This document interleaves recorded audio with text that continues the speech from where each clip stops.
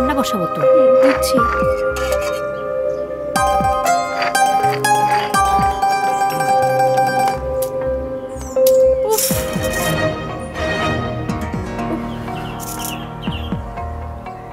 রমজান হলো এমন একটি বরকতময় মাস, সবকিছু খুব সহজেই আসান হয়ে যায়। হ্যাঁ, খুব সহজেই আসান হয়ে যায়। রান্না করো, ইফতারি তৈরি করো। মা আর ভাবিকেও অনেক কষ্ট করতে হয়, সাথে আমাকেও।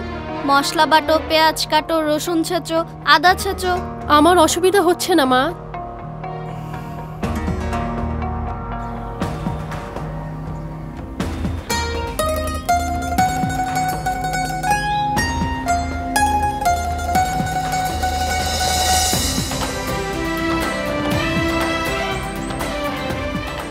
এত সব কি? Jamuna home appliance.